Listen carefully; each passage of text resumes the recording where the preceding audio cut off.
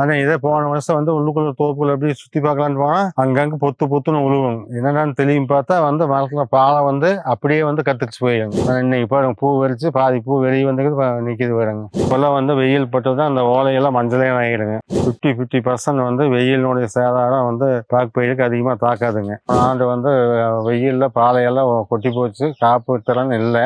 இந்த ஏபிகேஎஸ் மூலியமா அதனால வந்து இந்த தடவை வந்து எந்த பாலையுமே வந்து கொட்டல, பாலையும் ஒடியில நல்லா இருக்கு. கீழே பறிச்சு பார்த்தீங்கன்னா உள்ளுக்குள்ள கீழே வேற இருக்காது. வேரோட்டம் வந்து 1.5 அடிக்கு மேலேயே வந்து எவ்வளோ தூரம் போகுமோ அவ்வளோ தூரம் போய்க்குங்க. கொக்கோமேக்ஸ் விடாத மரத்துக்கெல்லாம் பார்த்தீங்கன்னா மையிலும் இருக்குது. இந்த மரமெல்லாம் மையிலும் இருக்குதுங்க. 10 மரத்தை மட்டும் செலக்ட் பண்ணி 1 லிட்டர் வாங்கி 20 மரத்துக்கு ஊற்றுங்க. நல்ல பயனுள்ள மருந்து தான், நல்லா தான் இருக்கு. என்னுடைய மரம் வந்து இதில் 1.5 பங்கு அதிகமாக இருக்குங்க சைஸு. பாலை குளத்தாக்கு நல்லா இருக்கும். நல்லா கொலைக்கு வந்து 350 காய் 400 காய் இருக்குங்க. ஒரே லைனு அப்படின்னா 5 அடி வைக்கலாம். ஆனால் வந்து தோப்பா வைக்கிறப்ப 7 அடிக்கு 7 வைக்கும். இந்த ஸ்டேஜ் வரையில இப்போ உங்களுக்கு வந்து மரம் வந்து கெட்டியாக்கும் பாருங்க. ரெண்டாவது வந்து 3 வயசுனப்போ அந்த இலையினுடைய தன்மையெல்லாம் கெட்டியாக்குங்க. தொழு உரம் மாட்டு சாணமோ ஆட்டுப்புழக்கையோ சுற்றி போட்டுட்டு 9 to 11 பாலை விடுற மரம் தான் வந்து சிறந்த ரகங்க. 5 நாளைக்கு ஒருக்கா வந்து தண்ணி கட்டாயம் விடணுங்க. ஈரோடு மாவட்டம் அந்தியூர் வட்டம் குப்பாண்டம்பாளையம் பஞ்சாயத்து கருத்தூர் கிராமத்தை சேர்ந்த சென்னிவேலுங்க என் பேர். நான் வந்து அரசு மருத்துவமனையில் ஆய்வு நுட்பனாக இருக்கிறேன். என்னுடைய பூமியினுடைய பரப்பளவு 4 ஏக்கரா. நான் இதில் வந்து 1.5 ஏக்கரை வந்து 1200 மரம் பாக்கு வந்து படிச்சுட்டு இருக்கிறோம் தொடர்ந்து 3 வருஷமாக. ஆரம்பத்துலேருந்து பயோ தான் வந்து கொடுத்துட்ருக்குறோம். இப்போ சமீபத்தில் ஏபிகேஎஸ் யூடியூப் மூலிமா பார்த்து கொக்கோமேக்ஸ் வந்து கொடுக்கறதுக்கு அறிவுறுத்தினாங்க. அந்த 1 லிட்டர் மருந்துக்கு 20 லிட்டர் தண்ணி கலக்கி அதனுடைய அடிப்படையில் வந்து சொட்டு நீர் மூலிமா வந்து அந்த 1200 மரத்துக்கு வந்து 60 லிட்டர் மருந்து கொடுக்குறோம் ஒரு தடவை, ஒரு டோஸு. இது தொடர்ந்து 3 மாதம் கொடுக்க சொல்லி சொன்னாங்க. இப்போ 2வது மாதம் கொடுத்துருக்குது. இப்போ பாலையெல்லாம் போன ஆண்டு வந்து வெயிலில் பாலையெல்லாம் கொட்டி போச்சு, காப்பு திறன் இல்லை. இந்த தடவை பாலையெல்லாம் நிற்கிது, காப்பு திறனும் பரவாயில்ல. இந்த ஏபிகேஎஸ் மூலிமா அதனால் வந்து இந்த தடவை வந்து எந்த பாலையுமே வந்து கொட்டலை, பாலையும் ஒடியில நல்லா இருக்குது. இப்போவே வந்து வியாபாரிகளாம் வர ஆரம்பிச்சிட்டாங்க. போன தடவை வந்தவங்களாம் திரும்பி பார்க்காம ஓடி போயிட்டாங்க. வருவாங்க, பார்ப்பாங்க, சரி வடங்கன்னான்னு போவாங்க. ஆனால் நமக்கே தெரியுது 3 மட்டை 4 மட்டைக்கு வந்து பாலையே இருக்காது. அப்புறம் தான் வந்து பாலையோட ஆரம்பிச்சது. இந்த தடவை வந்து பாலை ஆரம்பத்துலேருந்து நிற்கிது. நீங்களே பாருங்கள். பாக்கு தோப்பில் இது ஒரு 1200 மரம் மரத்தில் 1000 மரம் இப்போ காப்புக்கு வந்துடுச்சு. போன வருஷம் 900 மரம் 920 மரம் காப்புக்கு வந்துச்சு. அதுக்கு முந்தின வருஷம் 750 மரம் இருந்துச்சு. இந்த ஆண்டு வந்து இப்போ நீ சித்திரை பிறந்தது, நீ மறுபடியும் இப்போ இந்த 1700 கூடுதலாக எவ்வளோ வருதுன்னு வந்து எண்ணி பார்த்து மரத்துக்கு கணக்காக பேச வேண்டியதாக நம்ம வந்து எதிர்பார்த்துட்டு இருக்கிறோம். தோராயமாக வந்து நீங்கள் வந்து ஒரு 10 மரத்தை மட்டும் செலக்ட் பண்ணிக்கிங்க. 10 மரத்தை மட்டும் செலக்ட் பண்ணி 1 லிட்டர் வாங்கி 20 மரத்துக்கு ஊற்றுங்க. பாக்க இருந்தால் தென்னைக்கு 100 மில்லி, பாக்குக்கு 50 மில்லியே தான் 1 லிட்டர் கலந்து சொட்டு நீரில் தான் பயன்படுத்திக்கிறேங்க. தனிப்பட்ட முறையில் மரத்தை சுற்றி ஊற்றுறதில்ல.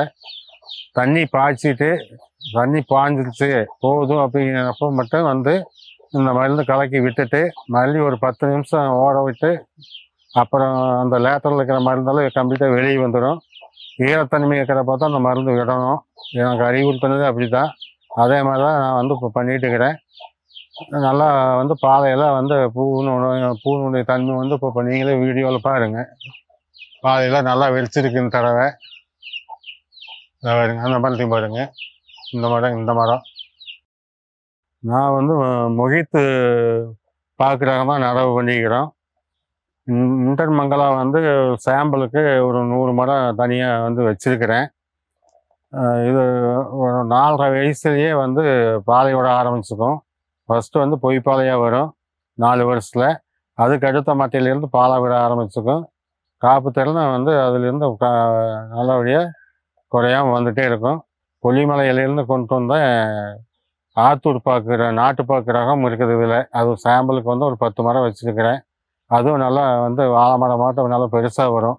இந்த மரத்தை விட அதனுடைய மரம் வந்து இதில் 1.5 பங்கு அதிகமாக இருக்குங்க சைஸு. பாலை குளத்தாக்கும் நல்லாயிருக்கும். நல்லா கொலைக்கு வந்து 350 காய் 400 காய் இருக்குங்க. குறைக்கு 350 400 குறையாது. எப்படி இருந்தாலும் குறைக்கு 5 கிலோ 6 கிலோ வரும்னு நினைக்கிறேங்க. வந்து தூக்க மட்டும் தான் தூக்கி தோல் போட்டு விடுவாங்க வியாபாரிங்க. பழம் வேணும்னா பழத்தை கொடுத்து பொடிப்பாங்க. இல்லை பச்சைக்காய் வேணும்னா பச்சைக்காயும் எடுத்துகிட்டு போவாங்க. பச்சைக்காய்க்கு பழத்துக்கு வந்து நம்ம வந்து குத்தகையாக விடுறதுனால வந்து அது வித்தியாசம் தெரியாதுங்க. அதே வந்து பழத்தினுடைய ரேட்டு வந்து எச்சு வரும். பச்சைக்காய் வந்து வாய்க்கு அப்போதைக்கு யூஸ் பண்ணுறதுக்கு வந்து பயன்படுத்துறதுனால வந்து பச்சைக்காய் எடுத்துகிட்டு போவாங்க. இது வந்து கொட்டைப்பாக்கா வந்து யூஸ் பண்ணி கம்பெனிக்கு அனுப்புறதுனால வந்து இந்த நிஜாம் பாக்கு இதெல்லாம் வந்து அதிலிருந்து தான் வருங்க. பழுத்த பழமும் எடுப்பாங்க. பழுக்குட்டை ஒரு சில சமயத்தில் பழுக்குட்டை அறுவடை பண்ணுவாங்க. ஒரு சில சமயத்தில் வந்து பச்சையே வந்து அறுவடை பண்ணிட்டு போவாங்க. நல்லபடியாக போயிட்டு இருக்குது. ஆனால் பாக்கு வந்து மற்ற பயிரை கம்பேர் பண்ணியில் வந்து பாக்கு நல்ல லாபம் தான் என்னை பொறுத்த வரைக்கும். ஏன்னா விவசாயிகள் வந்து அதிகமாக வந்து பாக்கு பயிரிடுறாங்க, விலை குறைஞ்சி போயிடு, அதனால் வந்து நம்மளுக்கு நஷ்டம்தான் வரும் அப்படின்னு. என்னை பொறுத்த வரைக்கும் வந்து ஏக்கராவுக்கு 1,00,000 ரூபா நின்னாவே பேசினாவே வந்து எந்த வந்து முதலீடு அதிகம் இல்லை. ரெண்டாவது வந்து அதாவது மூலதன செலவுகள் வந்து அதிகமாக கிடையாது. ரெண்டாவது வந்து அந்த காற்றுக்கு கடுமையான வெயிலுக்கு இதுக்கெல்லாம் வந்து கொஞ்சம் கவலைப்பட தேவையில்லை. அது பாட்டுக்கு அது தாங்கி வளரக்கூடிய தன்மை கொண்டதுங்க. அதிகபட்சம் வந்து சார் ஒரு 20 to 25 வருஷம் வரைக்கும் நல்லாயிருக்கும் அப்படின்னு சொல்கிறாங்க. இப்போ நான் வச்சு இப்போது 8 வருஷம் ஆச்சுங்க. 8 வருஷம் இப்போ வந்து 3 தடவை பொறிச்சுக்கிறாங்க. 5ஆவது வருஷங்கிறப்ப முழு மரம் வந்து காப்புக்கு வந்துடும். அதாவது வந்து இந்த கனவு இருக்குல்லைங்க, இந்த கனவு வந்து 9 கனவு அல்லது 11 கனவு வரையில ஒரு சில மரம் 9 கனவுலேயே பொய் பாலை விடும். ஒரு சில மரம் வந்து 10ஆவது கனவு ஒரு நல்ல பாலை விடும். இல்லை ஒரு சில மரம் வந்து 11ஆவது பொய் பாலை விடும். 9 to 11 பாலை விடுற மரம் தான் வந்து சிறந்த ரகங்க. அதுக்கு மேலே போய் வர்றதெல்லாம் வந்து மறுபடியும் வந்து விட்டு தான் போகும். நாற்று வந்து எடுக்கிறப்பவே வந்து நல்ல தரமான நர்சரியை பார்த்து எடுக்கணும். இது வந்து முகித்து ரகங்க. இந்த ரகம் முகித்து இன்ட்ரமங்கலம் அங்கே இருக்குங்க. ரசாயன உரங்கிற பேச்சுக்கு இடம் இல்லைங்க. களைக்கொல்லியே வந்து எதுவும் அடிக்க மாட்டேன். நடவு நட்டு 3 வருஷம் ஆனதுமே வாழையெல்லாம் அழிச்சிட்டோம்னா மரம் இடமாயிக்கும், மரம் சேதமாகாது. ஏன்னா இல்லாட்டி வாழை வந்து உழுந்து கிண்ணத்தை கத்திச்சு போடுங்க காற்றுக்கு. அதனால் வந்து 3 வருஷம் வரைக்கும் வந்து வீடு வந்து வாழை பண்ணிக்கலாம். அதுக்கப்புறம் வேணால் நீங்கள் அழிச்சு போட்டு மற்றபடிக்கு ஏதோ தர்பூசணி இந்த மாதிரி வந்து கொடி வகை பயிர்கள் வேணால் அதுவும் வந்து 1 வருஷம் தான் பண்ண முடியும். அப்புறம் வந்து 4ஆவது வருஷங்கிறப்ப நிழல் கட்ட ஆரம்பிச்சிடுங்க. அப்புறம் 4.5 வயசுங்கிறப்ப பாலை விட ஆரம்பிச்சிருக்கும். பாலை உடையில் வந்து மரத்துக்கு வந்து நிழல் விழுந்துடுங்க. இப்போ நான் நிற்கிற இடம் வந்து நிழல் பாருங்க. இப்போ நல்லா வெயில். ஆனால் வந்து நான் இப்போ தோப்புக்குள்ள தான் நின்று இருக்கிற பாருங்க வீடியோ. இடைவெளி 7 அடிங்க. சில பேர் 6 அடிம்பாங்க 6 அடிம்பாங்க. என்னை பொறுத்த வரைக்கும் வந்து 7 அடி வச்சோம்னாவே வந்து மட்டைக்கு முட்டுங்க. நான் 7 அடி தான் சரியான அளவுங்க. இல்லாட்டி வந்து நம்ம கிட்ட வச்சோம்னா வந்து மட்டை உழுவையில் இன்னொரு மரத்துல இருக்கிற பாலை வந்து அடிச்சுட்டு பாலை வெடிக்கிறப்போ அந்த பாலையில் வந்து உழுவுற மட்டை பட்டதுன்னா அந்த பூவெல்லாம் கொட்டி போயிடுங்க நம்ம கிட்ட வச்சோம்னா. இதே வந்து ஒத்த லைனாக இருந்தால் 5 அடி கூட வைக்கலாங்க. ஒரே லைனு அப்படின்னா 5 அடி வைக்கலாம். ஆனால் வந்து தோப்பை வைக்கிறப்ப 7 அடிக்கு 7 வைக்கணும் அவசியம். அப்போ தான் வந்து எந்த சேதமும் இருக்காதுங்க. நம்மளுக்கும் வந்து மரத்தினுடைய வந்து ஏக்கராவுக்கு 800 மரங்க. ஏக்கராவுக்கு 800 மரம் நடவு பண்ணலாம். நான் இப்போ 1.5 ஏக்கராவுக்கு 1200 மரம் நட்டுக்கிறேன். இப்போ ஒரு செடியாக இருக்குங்க நாற்று. அது வந்து அந்த மரம் ஒல்லு கட்டுதுன்னு சொல்லுவோம், தென்னை மரம். அது மாதிரி பாக்குக்கு வந்துங்க ஒல்லு கட்டும். உங்களுக்கு அவரை காட்டுறவாங்க வாங்க. இந்த ஸ்டேஜ் வரைக்கும் இப்போ உங்களுக்கு வந்து மரம் வந்து கெட்டியாக்கும் பாருங்க.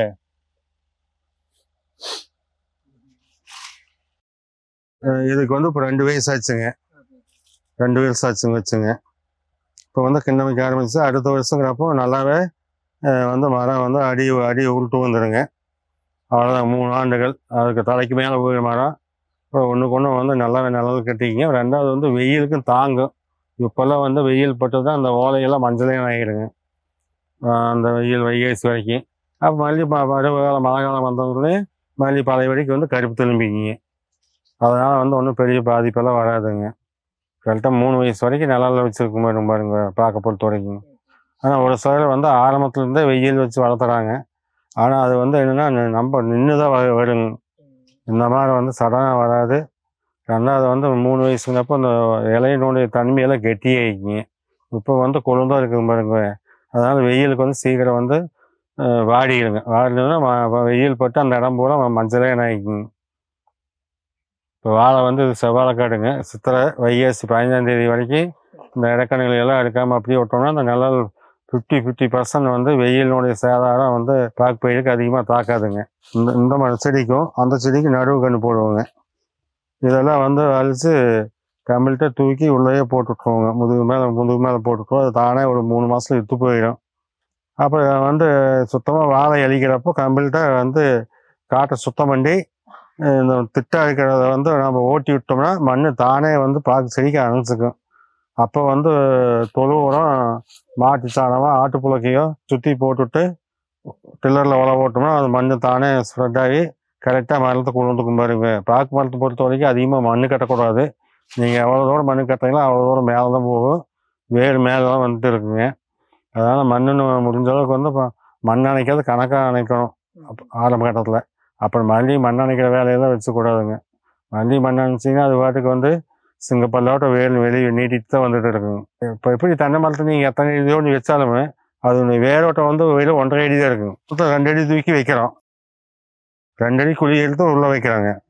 ஆனால் வந்து இதனுடைய வேர் பார்த்தீங்கன்னா இப்போ மேலே தான் இருக்குது. இதே 1.5 அடி ஆழத்தை கீழே பறித்து பார்த்தீங்கன்னா உள்ளுக்குள்ளே கீழே வேரே இருக்காது. அவ்வளோதாங்க. இதனுடைய வேரோட்டம் வந்து 1.5 அடிக்கு மேலேயே வந்து எவ்வளோ தூரம் போகுமோ அவ்வளோ தூரம் போய்க்குங்க. அதே மாதிரி தான் பாக்குமே தண்ணி ரெண்டும் ஒரே ரகம் தாங்க. அப்போ என்ன ஆகுனா மண் அணைக்க வந்து கீழே வந்து குழியாயிடும், மேலே வந்து பாக்கு மரம் உயரமாயிடும், காற்றடிச்சா தாங்காது. முடிஞ்ச அளவுக்கு வந்து களைக்கொல்லி வந்து பயன்படுத்தக்கூடாதுங்க. ரவுண்ட் அப்பு வந்து பயன்படுத்திங்கன்னா மண் வந்து இலகி காற்று காலத்தில் வந்து இப்போ மரங்கள் சாயிற காரணமே வந்து பாக்கு மரம் உறிஞ்சு போச்சு, தென்னை மரம் சாய்ஞ்சு போச்சு அப்படிங்கிறதுக்கெல்லாம் அடிப்படை காரணம் என்ன, இந்த ரவுண்ட் அப்பு தாங்க. இப்போ 3 வருஷம் கழிச்சு இப்போ இதெல்லாம் சுத்தமாக டிஸ்போஸ் பண்ணிட்டேங்க. குப்பை வச்சு உழவு ஓட்டையில் இங்கே வந்து என்னாங்கன்னா புல்லு பூடெல்லாம் வருங்க. அப்போ வந்து என்ன பண்ணணும்னா ஆள் விட்டு பிடிங்கிக்கணும். தோப்பில் பார்த்தீங்கன்னா சுத்தமாக இருக்குங்க. அப்படியே பாருங்க சார், காட்டுங்க. உள்ளுக்குள்ளே பாருங்க, ஏதாவது களை இருக்குதான்னு பாருங்க தோப்புக்குள்ளைங்க.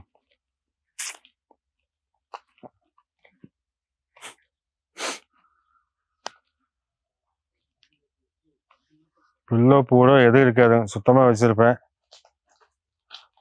மாதம் ஒருக்கா வந்து உழுவுற மட்டையெல்லாம் எடுத்து எல்லாம் காட்டுக்குள்ளேயே குட்டு போட்டுக்கணுங்க. லைனுக்கு ஒரு குட்டு அந்த மாதிரி போட்டுக்கணுங்க. ஆனால் நல்ல பயனுள்ள மருந்து தான், நல்லா தான் இருக்குது. ஆனால் விடாத கொக்கோமேக்ஸ் விடாத மரத்துக்கெல்லாம் பார்த்தீங்கன்னா மை விழுந்துக்குது. இந்த மரமெல்லாம் மை விழுந்துக்குதுங்க. பாலை வந்து இப்போ வெடிக்குதுங்க.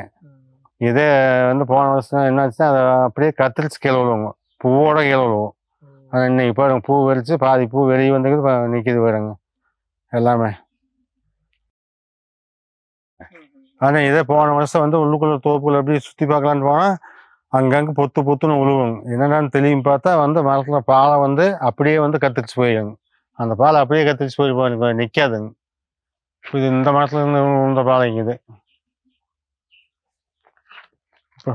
வெறும் பூ நிற்குது, வெறும் மட்டை மட்டும் வந்துச்சு பாருங்க வெளியே.